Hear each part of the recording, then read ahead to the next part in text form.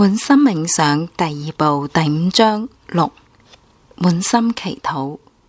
按照滿心嘅方法，我哋喺每日晨間冥想之前，會默念一次滿心嘅祈禱詞。一日結束之後，喺臨瞓覺之前再默念幾次。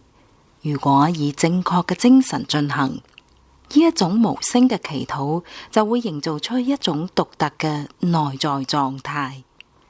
喺最初練習滿心嘅時候，我幾乎將祈禱當成係例行嘅儀式。正因為係咁樣，我嘅心從未對祈禱有過渴望。最後我徹底停止咗祈禱。然而有一日晚上，我感覺到自己特別俾祈禱文吸引咗啦，於是全心全意進行咗祈禱。我內在嘅靈性狀態立即改變咗啦。嗰日晚上，我嘅睡眠更加係深度嘅冥想，而唔係常規嘅睡眠啦。早上瞓醒嘅時候，我嘅內在狀態非常之獨特。之外，我嗰日嘅晨間冥想亦都好特別，有咗前所未有嘅體驗。由於呢一次嘅經歷，我唔再忽視祈禱啦。祈禱成為咗我生活嘅基本要素，即使係到咗今日，祈禱仍然日復一日咁樣俾我帶嚟新嘅啟示。大師啊，呢係人生真正嘅目的，我哋仍然係慾望嘅奴隸，阻礙住自己嘅進步。你係唯一嘅真如同埋慧力，能夠令到我哋升華。臨瞓祈禱嘅目的係咩呢？我問啦。呢一個係營造祈禱一樣清醒狀態嘅最佳方式。達濟講啦，祈禱嘅目的係令到我哋恢復同本源嘅連接，但係祈禱狀態係另外一回事。當我哋開始感覺到神聖存在，就會出現祈禱狀態啦。之後我哋就會想要去臣服，融入嗰種神聖嘅海洋入邊。當我哋將身體、思維同埋靈魂轉向神聖，就會體驗到嗰一樣強烈嘅存在。呢一種全面轉向神聖嘅狀態，係有意識嘅頭腦冇辦法營造嘅。喺白天，當我哋完全清醒嘅時候，往往係由智力主導我哋嘅意識。智力嘅存在有佢嘅目的，但講到營造祈禱嘅內在狀態，智力係冇辦法幫得到㗎。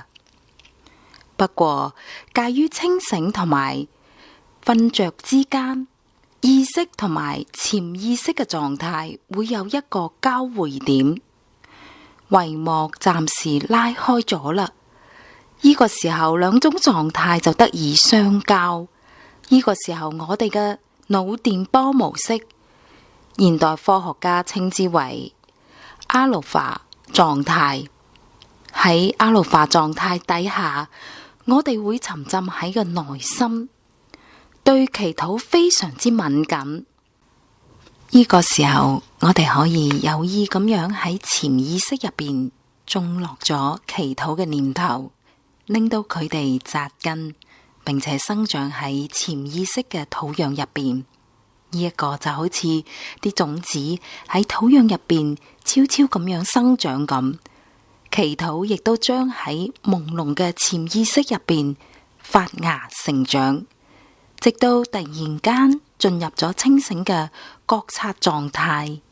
咁樣一嚟，我哋就可以喺潛意識入邊播種祈禱啦，並且收穫祈禱嘅清醒狀態。但係我哋必須用感覺去祈禱，潛意識只係識得感覺嘅語言。我哋可以將空洞嘅語言播種喺潛意識入邊，但係咁樣嘅言語就好似枯死嘅種子咁樣，永遠係唔會發芽㗎。喺臨瞓覺之前，我哋往往太攰啦。冇辦法用真正嘅感覺去激發自己，所以我哋可以喺白天清醒嘅時候去練習祈禱，喺我哋清醒嘅時候培養嗰一種感覺，然之後當我哋喺臨瞓覺之前再次祈禱，祈禱嘅行為就將會喚起我哋先前嘅感覺啦。喺白天，當智力得以充分發揮嘅時候，我哋亦都可以從另外一個角度嚟到理解祈禱文嘅意義。事實上，我希望每一個初學者，甚至係資深嘅練習者，都能夠進行呢一個練習，花1到2日嘅時間，試住理解祈禱文真正嘅重要性同埋意義。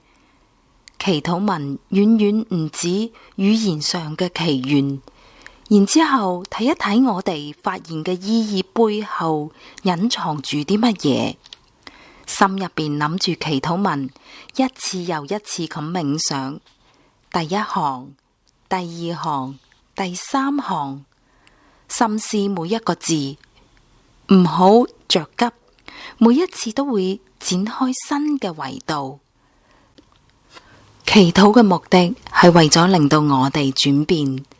大家通常認為轉變係嚟自於上天，係祈禱嘅結果，但係令到我哋轉變嘅正係祈禱本身，而非祈禱嘅回應。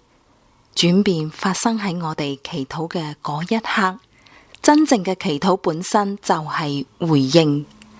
要同創造者建立緊密嘅連接，我哋嘅心必須天真純正。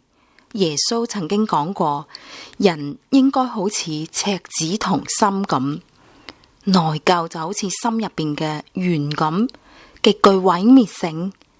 內疚嘅心令到我哋避開咗神聖，將自己隔絕喺親手鑄造嘅牢籠入邊。咁樣一嚟，我哋又點可能沐浴喺本源嗰個療癒嘅光入邊呢？呢一度所傾到嘅，並非同上天連接或者係被上天接受嘅問題。一位母親，佢會拒絕去愛同埋去寬恕咩？相反，係我哋唔能夠接受或者係原諒自己。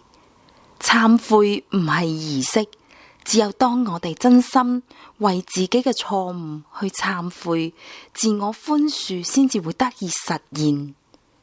發自內心嘅哭泣，抵得上1000次嘅祈禱寬恕。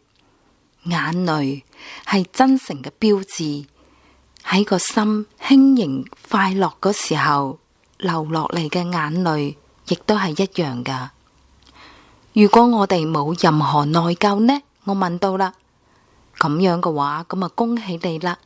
佢笑住講啦，咁你一定係一位聖人啦。